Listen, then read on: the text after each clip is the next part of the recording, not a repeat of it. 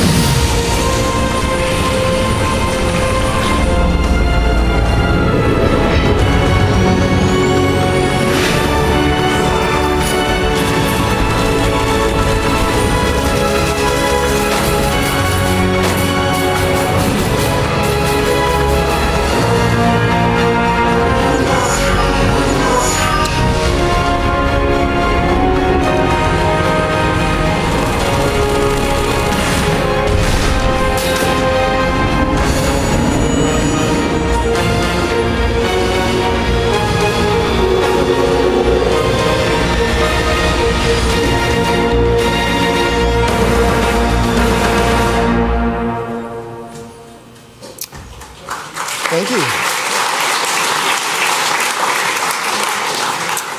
So as I said, it's been a collaboration between ourselves and 343 Industries, and we thought it would be appropriate in the light of that collaboration to do this talk as a partnership as well, a little bit of an experiment. Stan Laurel and Oliver Hardy are going to do a talk together.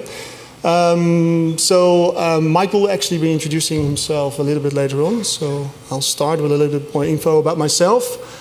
Martin Ronde, creative director currently at Vanguard Games. I started some 15 years ago, joining forces with a small Dutch developer, which was gobbled up by internet conglomerate Lost Boys. We merged our company with their games division. We teamed up with Arjen Brussé's Orange Games as well, and the three companies basically formed what was later going to become Lost Boys Games. We started working on a little project called Aliens versus Colonial Marines for Sony in conjunction with Fox Interactive, and then Fox decided to steal our license and we had to do it ourselves without the aliens, and we turned it into something that was going to be called Killzone. A little bit of a backstory for how Killzone came into being, and Lost Boys Games was later renamed Guerrilla Games. I'm sure all of you know Killzone and Guerrilla Games. Very proud to have been part of that company for the formation years. We sold it in 2005 to Sony Computer Entertainment, and then Sony kindly asked me to take a sabbatical for 3 years. I then was a video games consultant, which is a well-paid job, but is extremely boring. So I decided to set up One Big Game, which is a non-profit publisher of video games, whereby we ask famous game designers to create small games for us, and we sell them, and all the proceeds go to children's charity. Some of the games we've done so far are called Chime and Winter, and our next game is actually coming up early next year. But One Big Game was a little bit in hibernation thanks to some people at Microsoft asking us to do a certain game. As I said, I'm now currently at Vanguard. Vanguard was actually founded in 2010 already. It started like Guerrilla Games as a merger between separate developers, in this case Karami Games, which I'm sure most of you haven't heard of, and W Games, which I'm hoping a lot of you have heard of. And we like to call ourselves a specialist in AAA and digital games. Here's some of the games we've done, or I should almost say W has done, because My Horse and Me, which was published by Atari, was done by W Games. Greed Corp, which was self-published, was also done by W Games. And Gatling Gears was actually started under the W Games name, and then obviously the merger took place and it was renamed Vanguard, so it was actually published by Vanguard Games in conjunction with Electronic Arts. It was published in 2011, and it was the first game to come out of Vanguard, and it was also the last game to come out before Spartan Assault. And I just want to, just in case you don't remember it anymore, you've never heard of it before, show you Gatling Gears, because we're going to refer to it a little bit further on down the talk. So here's the launch trailer for Gatling Gears.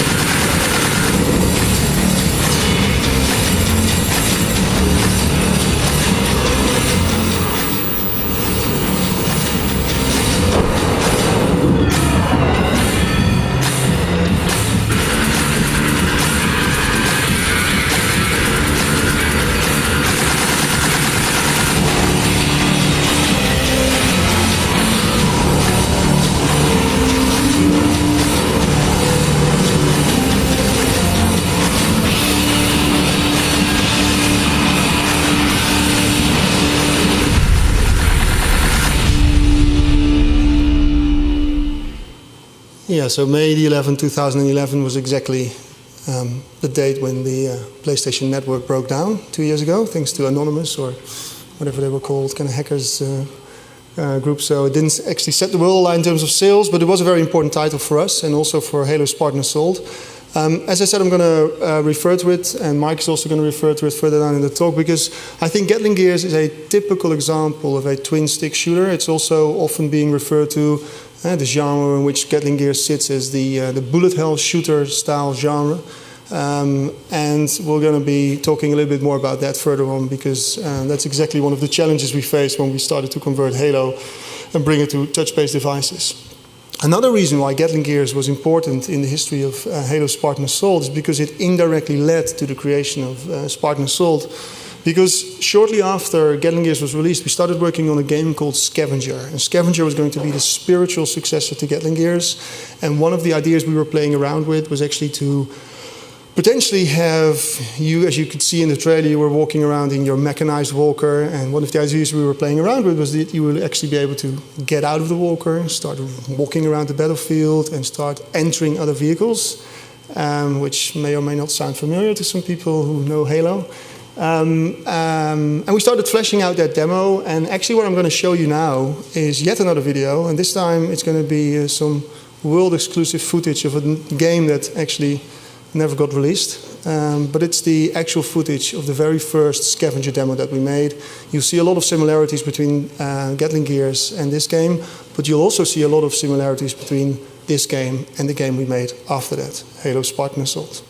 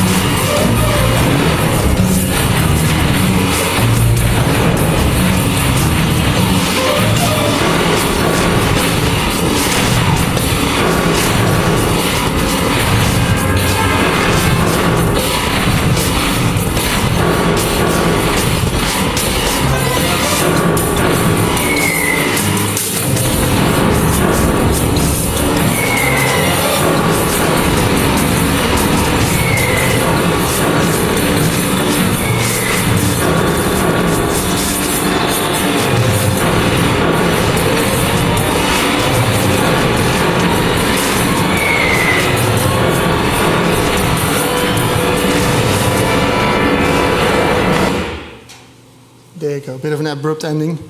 So that's Scavenger, or that was the start of Scavenger. We made a couple of other tech demos after that, and we started showing this around to publishers, amongst others, Microsoft Studios, and they were very interested in the title.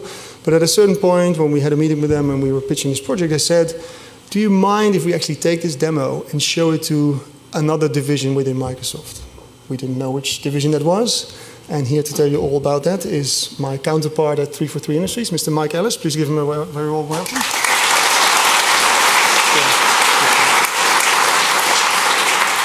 Hi guys, very happy to be here today. I'll be speaking in my native Liverpool accent, which is neither English nor Dutch, so I hope you guys can understand me. So yeah, I'm Mike Ellis, as Martin said. I'm Design Director at 343 Industries. I've been in the industry around 22 years now. I started off as a naive young 16-year-old straight out of school. And unfortunately back then, there were no schools to go to if you wanted to learn game design or even game programming or game art. A lot of people were self-taught, and if you didn't have those skills, you may come across from perhaps a parallel industry where you may have learned programming or art or something similar. I began life as a tester. It was the only real route in because I couldn't find a way to learn game programming. And I was a tester probably a year, maybe a year and a half. And I was in a very fortunate position that the industry was just beginning to change. And what that meant was teams and companies like Psygnosis were beginning to bring things in-house and create some of the first in-house teams in the industry. The industry back then was a lot like some of the industry now, where there were lots and lots of small teams making little projects with small numbers of people. But this is, I think, where you started to see the first sort of consolidation of staff. So I worked at Psygnosis about 8.5 years before getting the opportunity to pack my bags and move to America. And there I joined Crystal Dynamics in the San Francisco Bay Area, where I remained for about the next 6 years. I also did a year at EA before heading down south to LA, where I spent the next 6 years with Insomniac Games. About a year and a half ago, I moved to the Pacific Northwest, the Seattle area, and joined 343 Industries. I count myself very lucky in my career. I've been able to work with some fabulous people, some great teams, and on some amazing franchises. I worked on Colony Wars, the Legacy of Kain series, James Bond games, Ratchet and Clank, which for me was like a complete fanboy dream.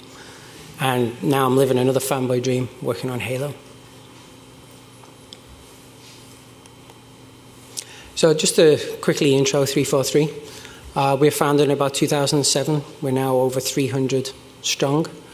We are a part of Microsoft Studios, although we almost operate as an independent studio.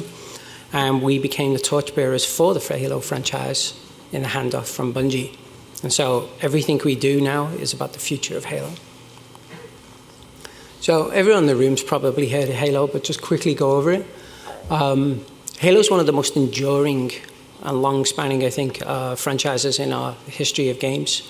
Back in 2001, first Halo came out, and I think it kind of turned the industry upside down in a way. A lot of people said you couldn't make an FPS on a console, and I think Bungie proved people wrong.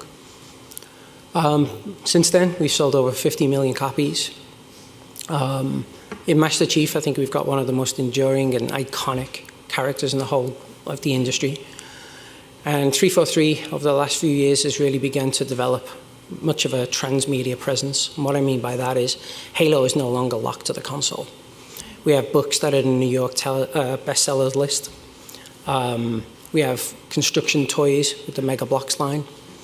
And most recently, we did Forward Unto Dawn, which is our first live-action feature-length piece of Halo, which you can now buy on Blu-ray, etc.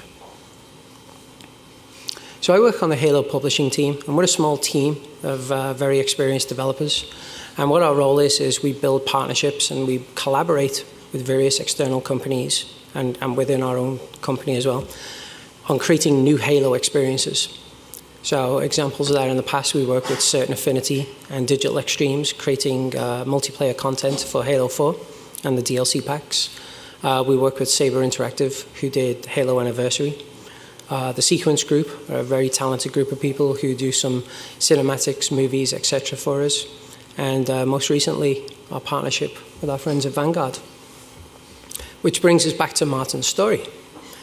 So one day we find out there's this great little demo of this game going around, and it just so happens to coincide with what 343 are looking to do.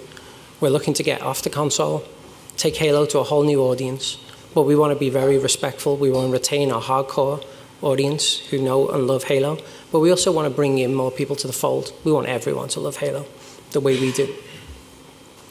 And so we saw the demo, and as you can see from the videos that Martin showed you today, Vanguard and the companies before it and Martin's lineage, there is history there of making quality shooters. And so when we looked at this and we looked at what our ambitions were, the two of them just perfectly meshed. And so very quickly we formed a partnership about making a new Halo. So we set out and we decided what the parameters of what we were going to make were going to be. And so it was going to be a whole new experience, but very important, it had the soul of a Halo. And so what we did, we started establishing our pillars. And the first one being anyone in a room could do the Pepsi challenge, sit down and say, that's a Halo game. I recognize it. It sounds like a Halo game. It looks like a Halo game. It plays like a Halo game. It's Halo.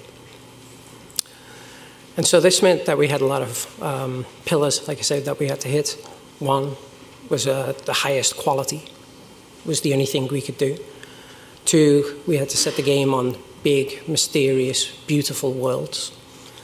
We knew that Halo games meant dynamic, engaging combat. We had to fully integrate this game into the canon and the Halo universe as well. And also, because we were moving off the console and we were moving on to new platforms, we had a whole new generation of hardware to play with. And a lot of this hardware wasn't even available at the time. You know, we had bits and pieces, we were speculating. We didn't even know, our own company, Microsoft, that they were creating Surface at the time. And, it's easy to think like, oh, Microsoft had that up their sleeve, 343 knew all about it, this game was created just for the Surface. And it just wasn't true. We were surprised as anyone, and then delighted to start getting our first Surface hardware because it was a perfect match for the game we were already creating. Secondly, as well as design for touch, Halo is one of I think the best controlling games I've ever played, whether you're in a vehicle or just controlling Chief himself. And so to try and translate that experience down into a touch was going to be a big challenge for us. And we also realized that these new platforms also meant a new type of gameplay. As many of you know, mobile games mean shorter play spans.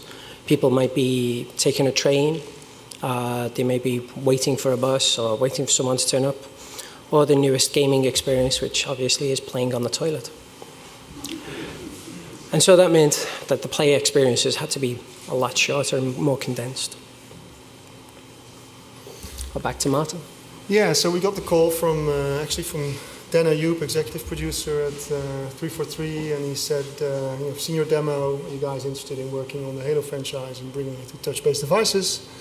So we thought about it for a nanosecond, and then we said, yes, we're going to do it. Which is a bit of a challenge, obviously, but we remained calm. And we started tackling lots of different issues and challenges. This talk obviously is only going to be like 45 minutes to an hour, so it's way too short to go into every single aspect that we encountered during the development of Spartan Assault. But I think we can break it down into three major challenges we had to overcome in order to bring this game to touch-based devices. The first one is actually bringing what is essentially a first-person shooter franchise and changing the perspective. Big thing for us. The second one, which is Mike is going to talk about a little bit more, is actually how we reconcile the spirit of Halo, which is a slightly different game than the bullet hell shooters that I just showed in the Gatling Gears video. And thirdly, and that was the bitch, as I like to call it, bringing twin stick controls onto touchscreen, and probably the biggest challenge of all. So we're going to go through them one by one. First of all, the first person to top-down transition, pretty difficult because you're basically talking about a game that was born as a first-person shooter. Everything functions inside the game, taking into consideration that it is a first-person shooter, and then you're just going to take the camera and change it. So the fundamental question we ask ourselves is that going to work? Are we not going to screw up the game by changing the perspective? And I remembered when we were asking ourselves that question, I actually had to write the vision document for the game. I actually remember that from Halo 3, if I'm not mistaken, and onwards, there's actually a theater mode in Halo where you can actually record your gameplay footage and then you can replay it. But crucially, you can also change the camera whilst you're replaying that footage. So I asked one of our interns and said, can you just record some footage in Halo Reach and then actually replay it, but actually try and see how far you can lift the camera up in the sky and have that top-down perspective, roughly like 89, 88 degrees. So he said, yeah, sure enough, I'll do it. And 2 hours later, he came back and he showed me this. So this is actually footage, if it plays. So far, so good, but now we're looking at the next screen.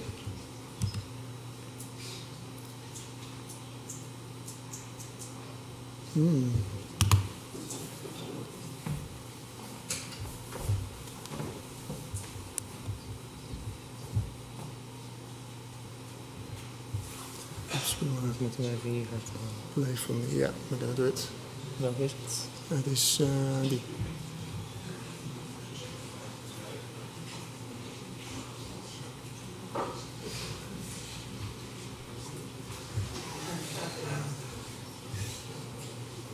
There you go.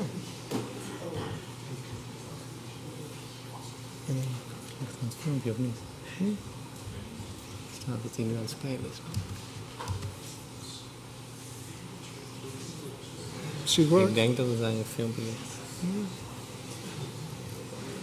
Okay, I'm gonna explain what was going to be in the movie, which is a bit of a shame actually.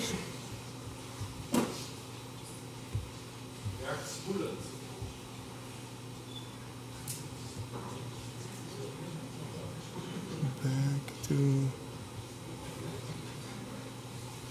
Okay, so I imagine, if you will, a sequence from Halo Reach with a top-down perspective. And I think the thing that we saw in that movie was pretty astounding. First of all, you could see the Spartan running amongst the different enemies. And the good thing about it, first thing was you could see which weapons were being shot at which enemy. You could see the color of the different beams. You could immediately tell, even though you were quite far ahead in the up ahead in the sky, you could immediately tell which weapon was being used by which enemy and by yourself. The same thing for the enemies themselves. Every single movement behavior, you were able to tell what which character it was. So elites were actually sidestepping a lot. Grunts were obviously running away from you in panic. And jackals were actually slowly backing away from you because they were having their shields pointed at you. So immediately we saw, and this was kind of like a groundbreaking moment when we went through the videos, that it was certainly possible to do a top-down version of Halo, because when you looked at that, it was still Halo, and that was one of the key requirements that 343 set us, and they said it needs to feel like Halo, and that actually felt like Halo, even though it was a completely different perspective. The mistake, if you will, that we then made is actually said, okay, well, if that works, all we need to do is make this. So we actually went about and calculated the speeds that you saw in the movie, the distances that the Spartan traveled versus the time it took, speed of the Spartan, speed of the enemies. Every single parameter of that particular game we translated over into our first proof of concept, which is not necessarily the best way to go about it, but at least it was a first step. And here to tell you more about what happened next is Mike, because taking it too literally can sometimes be a problem. So just to begin, maybe to do a very quick deconstruction of what a bullet hell type shooter is. And so anyone who's played one of these, a couple of things very quickly become apparent. The player has a very high rate of fire weapon, and the idea being is they're looking to stem the tide of enemies that look to overrun them at some point. And eventually the player is going to lose. And what the player's looking to do is basically stay alive for as long as they can, using their imprecise weapon. And if anyone's played these for a long time, you realize you fall into this almost like Zen-like state where you actually forget about what you're consciously doing in terms of shooting particular targets. It becomes more an exercise in how do I avoid the bullets themselves? How do I weave in and out of them? As long as I'm pointing my gun in roughly the right direction, it's probably going to score something. But staying alive is actually more important than actually killing all the enemies on the screen. And when we began to consider how fast and twitchy this kind of gameplay is, and we reconciled it against Halo, we decided that that just wasn't what Halo was. And so we took a step back and we started to think about what were the strengths that we already had in our stable. And for me, one of the biggest things about Halo is the sandbox. A lot of other games put you on a roller coaster ride where you get your weaponry, and it's all about how good that ride is. But for me, as a Halo fan, what I find most enjoyable is the fact that Halo put me into the sandbox. They say, here's your objectives. Do it in any order you want.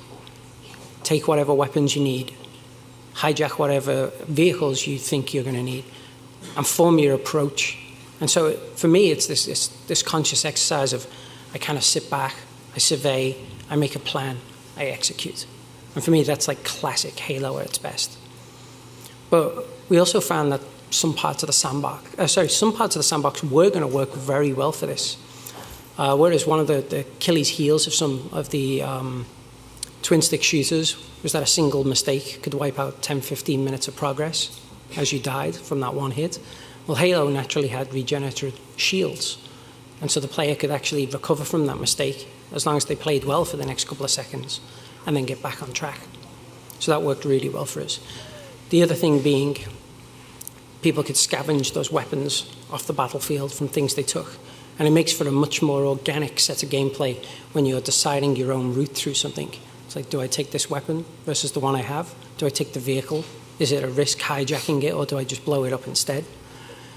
And so we had many strengths that we were starting from. And another one being that Halo is renowned for having pretty intelligent enemies that react to how the player plays. But not all of the sandbox was going to translate well for us. Some of it turned out to be the biggest headaches that we had to wrestle with. Some examples of this being reload is another staple part of Halo. You decide, do I want to reload my gun now, or do I want to wait till it's empty? And what's going to be the pros and cons of either of those? But for a game like ours, when we put it in there, players just found it to be frustrating. It was another step that didn't need to happen. And so quickly we found that out and we removed it. Another thing we found that didn't quite translate very well is one of the best things you can do in the Halo FPS is plant a sticky plasma grenade onto either another player or an enemy, and they have that couple of seconds of figuring out they're going to die, and it makes it all the more better for you, knowing that they know that you killed them. But from the top-down perspective, it was a case of, well, what does that truly mean? And we had to wrestle with that problem too. And then another example is one of the classic Halo enemies is the Jackal. So he walks forward, he presents a shield in front of him. And in the traditional Halo FPS, the goal when fighting a Jackal is generally, do you use a precision weapon to aim at the parts of him that are exposed? And it's no coincidence there's a big cutout in his shield where his hand holds the shield. That's one of the primary places for you to shoot at. Or do you throw a grenade at him, or do you try to circumnavigate him and get close for a melee attack? But the whole idea of precisely aiming in a top-down shooter, what does that truly mean? And so for each of these kind of problems along the way, what we had to do is we had to say, are these problems that we want to wrestle with? Are these problems that we can solve? Is this something we can improve upon? Or do we need to be more subtractive and decide which parts of the sandbox are going to work for us and which parts weren't? What we decided is we'd much rather make a game that was appropriate and fun for the game we were trying to make, rather than try and bring over things that we just knew weren't going to work, but had to be there because they belonged to the FPS games. And so what we did is we either found good problems or we removed things. So you can see a picture of the Jackal here on the side, and you see those little cutouts I was talking about in his shield. So when we were mid-development, we started to get our first feedback as we started to show the game around to various people. And it came back to us that it was a little bit too slow, a little bit too complex. And what we did is we went through a process that we now call arcadification. And it was kind of taking a step back actually toward some of the crazy arcade shooters that Martin and his teams in the past had already made. What we did is we held up the lens and we looked at everything through it. And the lens was, what would this look like if we actually made it in the late 80s or early 90s as a shooter? You know, some of my favorite games come from that era. Things like Commando and Ikari Warriors, 1942, those kind of games. And so we started to ask ourselves those questions of like, well, what game elements do we have? How would they work as those kind of archetypes? And so for our weapons, it was like, well, the shotgun's actually a lot like a 5-way spread weapon. Or the needler, that's a lot like a homing missile gun. And we started to apply these pieces. We also did the same thing with the enemies. Martin's probably completely bored of hearing from me, how do the enemies work as chess pieces? And the idea being is you look at the chessboard, and every single piece, well, the majority of pieces are different, but each has a different role. And this is the great approach to enemies, that when a player sees an enemy, they should be thinking, what am I doing now? What is it doing? And how do I need to change my approach in order to play this? Otherwise, everything becomes the same monotonous experience. So we kept pushing those elements so that our enemies diversified. So great example of that is when you see a brute in our game running at you with a gravity hammer, you very quickly work out that this is an enemy. You can't sit still. You need to keep on the move while wearing him down. Another good example was we had stealth elites. The concept behind those guys is you had to be observant, notice them on the screen, and when they actually started to make their way towards you while in their active camo, you had to see them first and kill them before they could get close and use their plasma sword upon you. Lastly, we also took a look at the power weapons in Halo, things like the Spartan laser, the rocket launcher. They felt really good. They give you a real feeling of power when you got hold of those. But we weren't quite hitting those highs. And so what we did is we actually turned Vanguard loose on those and we said, hey guys, interpret these for us. Just throw off all the shackles and show us what you can do with it. And the guys did an amazing job. And I can actually show you a great example of this now. If the movie works. So this is the original rocket launcher. It has lots of power, but it's a slow rate of fire weapon. And as I said earlier, bullet hell games or twin stick shooters, they compensate for you potentially missing a lot. So what we did is we kept the power of the rocket launcher, and Vanguard went crazy with how it fires its projectiles out. And so we not only ended up with a weapon now that was very powerful and very iconic, and in the spirit of the original Halo rocket launcher, we also ended up with a weapon that just completely rocked the battlefield for the amount of time that you could get your hands on it.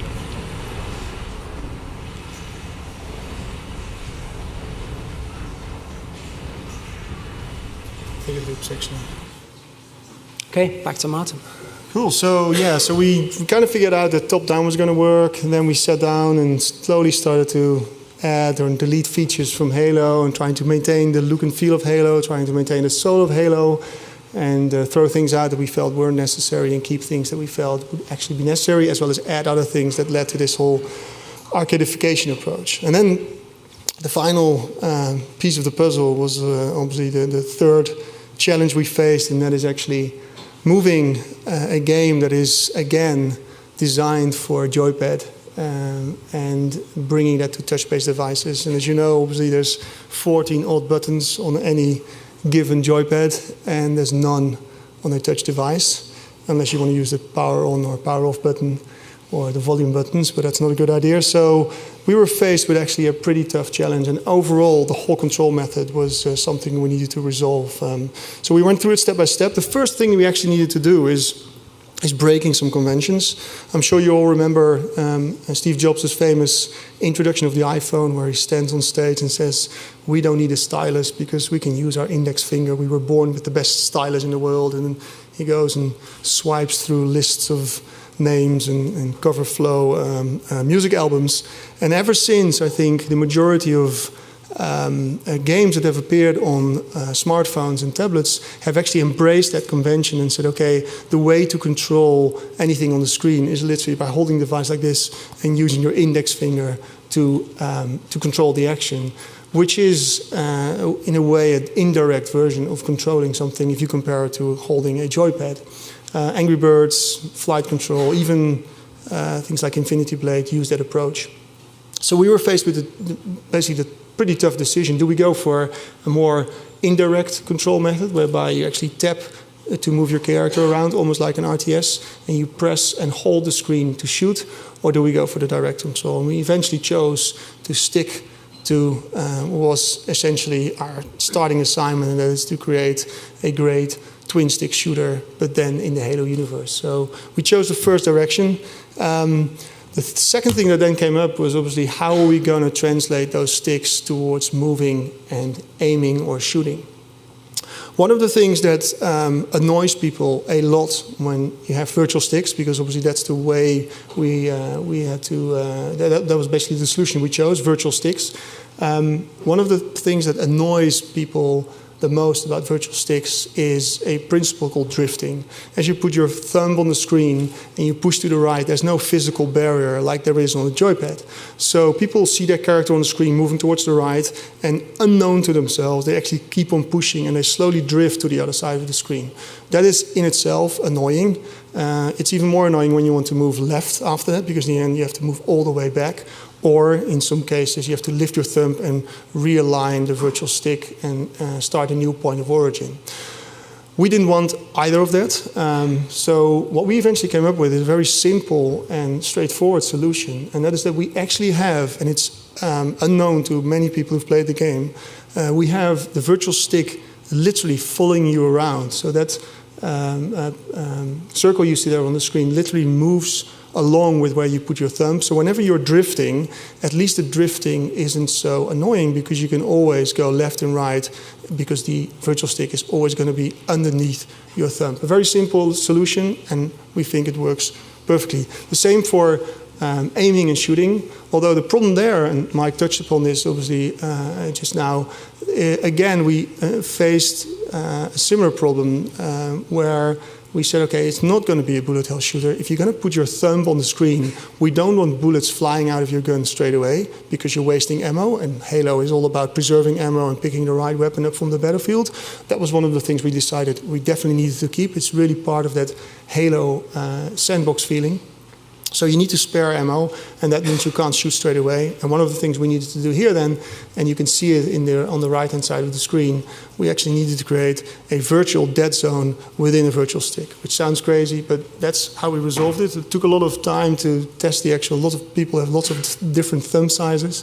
Took a while to get it right, but in the end we settled on something. So what happens is that as soon as you put your right hand on the screen, your thumb, there's nothing happening other than the character is going to aim in a certain direction, and the moment you move out of that circle, the circle doesn't move. The adaptive system that we just described is not happening for shooting until you start shooting. And the moment you move out of that circle, the angle at which you move out of that circle is actually the shooting direction, and then the circle starts to, or the virtual stick starts to move along with your thumbs.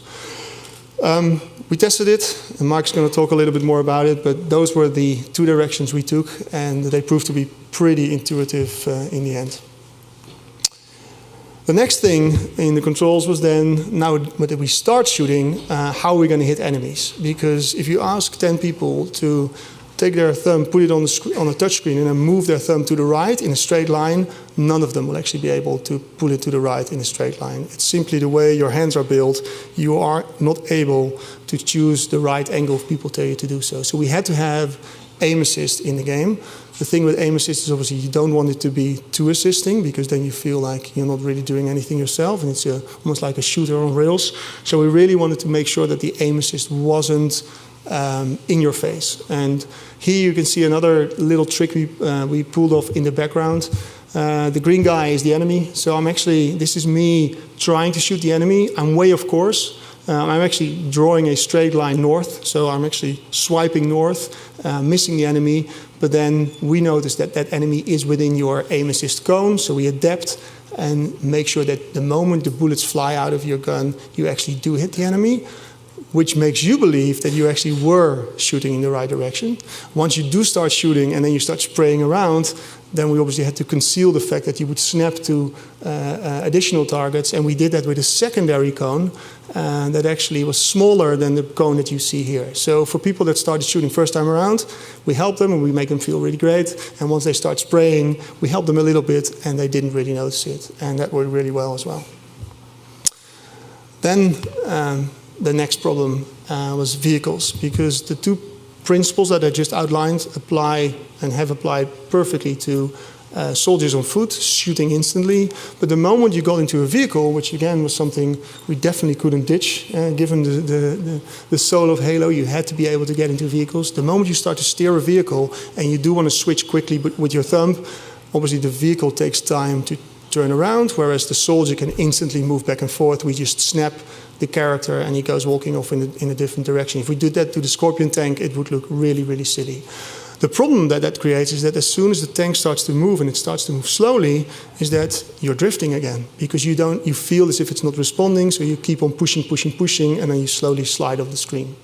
So the solution for movement was actually that we added, and you can see it in the picture here, a little blue pointer that showed that you were actually pointing in the right direction, but that the tank was simply waiting to adjust while it was also turning in that direction. So we gave you a little bit of a heads up in terms of where you were actually pressing your thumb, and that helped an awful lot in making sure people weren't drifting when they were in vehicles. The second thing was the turret. The turret was also slowly turning instead of instantly turning and shooting in the direction you wanted to. And the way we resolved that is by adding, as you can see here, a secondary, or it's already part of the Halo lore that the Scorpion has a secondary weapon, but we initially weren't using it until we figured out that actually it was a perfect way of showing people which direction they were pointing in terms of firing. So the moment you start to move your thumb on the right-hand side of the screen, fire would spew out of the secondary cannon, and not only were you causing mayhem immediately, which was very satisfactory, you were also given the indication this is the area that the turret eventually is also going to be pointing at if you wait another second, and then you can fire your big shell and destroy that raid. Yeah, and then finally, mapping the remaining controls. Again, as I said, you've got 14 buttons on the joypad. We had about, because we didn't have to have team chat and night vision and regroup actions, because they're all part of our big FPS brother. But we still had 9 odd commands that we needed to map. We definitely didn't want to have too many virtual buttons. It was obviously a very straightforward solution to just say, okay, we map everything to virtual buttons. In the end, we said, let's try and minimize the set of commands that we need. So we ditched a few. Jumping was obviously not needed. Why did you need to jump in a top-down version of Halo? Mike already indicated that reloading wasn't really necessary. And slowly but surely, we were eradicating different commands until we ended up with as few buttons as possible. The reason being that you're playing a top-down shooter and you don't want any of those buttons to obscure your view, because you can look in every single direction. So that was something we had to be very careful of. And the second thing is, whilst you're holding your tablet or phone, you need to have space for your thumbs. At the same time, you need to have buttons which are close to your thumbs, because you don't want to do this when you want to press a button. So on the one hand, they needed to be close. On the other hand, they couldn't be too close, because otherwise they would be obstructing the areas which you could use to move and shoot. So we ditched a couple of commands, and ultimately we settled on only 5 buttons in the end, and we'll show you that in a little bit, because the road to those 5 buttons actually took a while. And Mike can tell you a little bit more about that. Okay, so I mentioned earlier that starting a Halo game is no small new feat. And, you know, the number of times we heard people saying, like, it's got to be amazing, it can't fail, it's Halo, it's got to be of the very highest quality. And so from the very beginning, we began to talk about what our processes would be in order to try and get to that high quality bar. And our 2 teams made sure that we had a weekly design call. It's mostly Martin and myself and some of his designers talking. But on top of that, we also had weekly art calls, production calls, etc. There was just tons and tons of emails going back and forth all the time.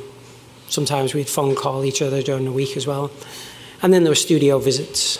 I would fly over here, hang out with the guys, spend a day at the studio playing the game, talk about what we think we need to change or improve. And there were times when the guys also flew over to us in Kirkland, Washington, and we did similar type meetings. Another tool that has been very valuable to us, though, throughout production was user research. Microsoft has a pretty long tradition now with using user research in order to improve their games. And what we did is we used 2 different techniques in order to help improve our game. The first one was behavioral.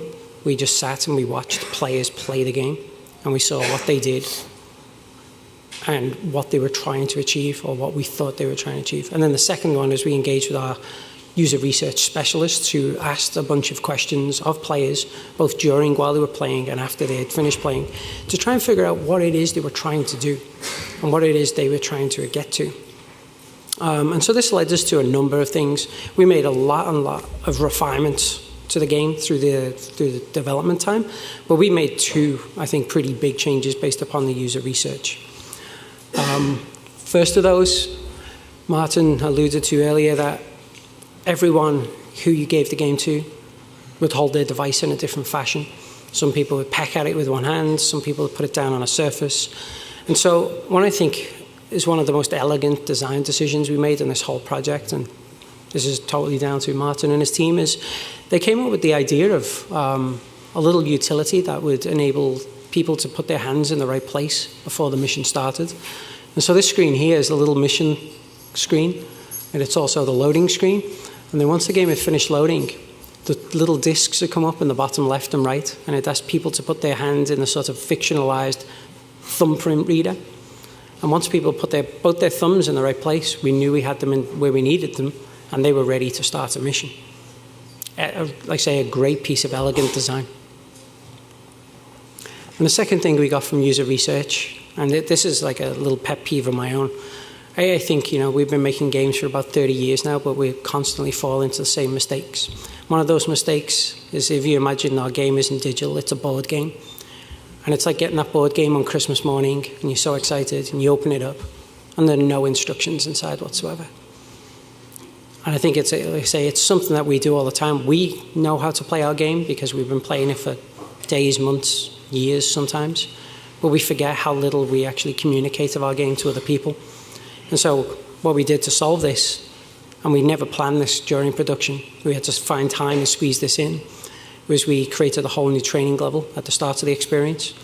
And that was going to teach all the foundation concepts people needed to be able to play the game, and also make sure that they understood how this game is different to a lot of other shooters and what some of the core concepts of Halo were. So back to Martin. Yeah, so this is basically the final result. I think we were going to show the game at this point, but we're running slowly out of time.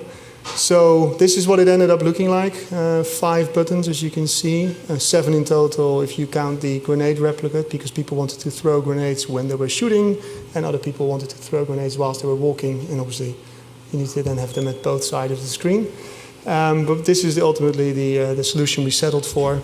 And I think overall, this is what it looks like in the wild, people holding the tablet in the correct way without putting it down and starting to point at it. People were really satisfied with it. I think if we look at some of the results on reception, we got 4 out of 5 stars from close to 2,000 reviews on the Win8 store, and it's been the top paid app in the Windows 8 store since its launch in July. One of the fastest growing, if not the fastest grossing Xbox Live title in the Windows Phone store so far. And critics are also, we've only taken obviously the positive reviews here, put the quotes in, but Geek.com called the game a terrific creation, and Pocket Gamer said that this game finally shows that tablets and phones can be seen as true gaming machines. So great praise, and I think everybody who's bought the game has been fairly, if not tremendously happy with the game so far. So for the wrap-up.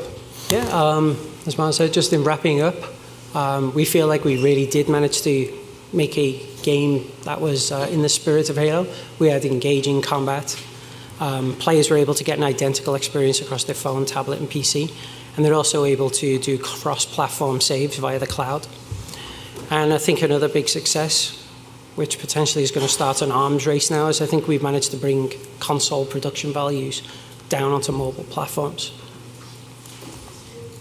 So, again, just to summarize the whole thing in maybe 2 sentences, I think as we began, we started to create a new experience that had the soul of a Halo game.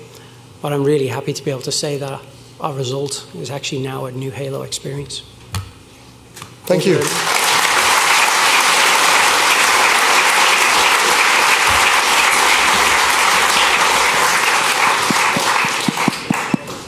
Great, thank you so much.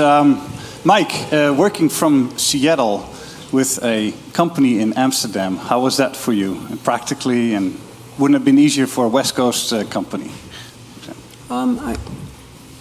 This one on? Yeah, I think so. Okay. I think the great thing about the digital age is people don't necessarily need to be working next to each other, but I think what is essential is having great process, great communication, and a lot of respect for what the other team brings.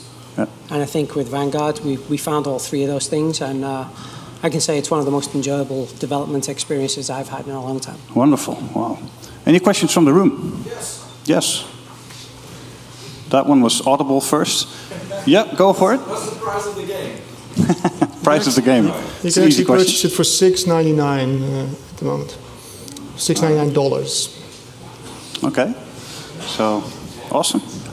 Yeah. Oh, I just saw him first. Do you in a second? Yeah, hi. So you spoke a lot about transferring the Halo experience from a first-person shooter to a top-down game. But I remember another top-down Halo game, Halo Wars. Did you draw any inspiration from that game as well? I think you can definitely see some of the influences from Halo Wars in the game. You know, when you see some of the missions we had where the mammoth is trying to cross the bridge, or you're escorting the Wolverines up the hill, you know, to rain down fire. These are some of the elements that I think you've only ever seen before in Halo Wars.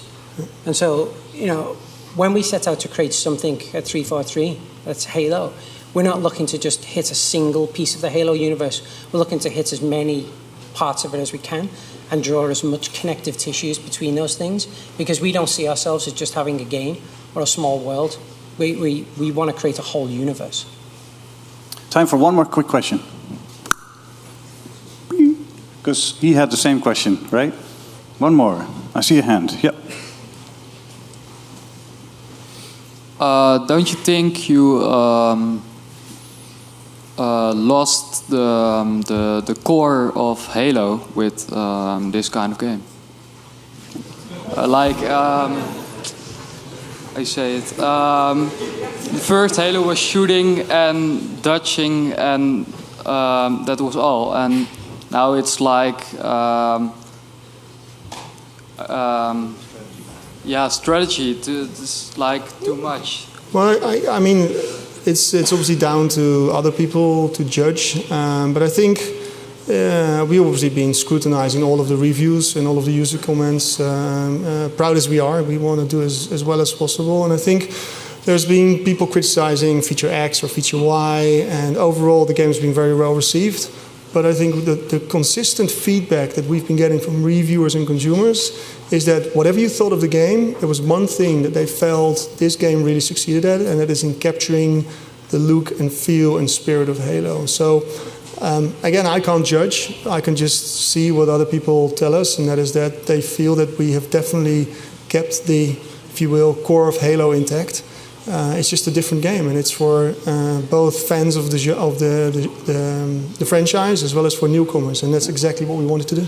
You stay true to the world of Halo, basically. Exactly. And are you guys, what's anything to share about the next step together? I think the next step has already been announced. So Okay. we're working our butts off Yeah. on the Xbox 360 and Xbox One version, and they were announced to be released somewhere in December. So. Awesome. Great. Well, congratulations and thank you very much. Thank you very much.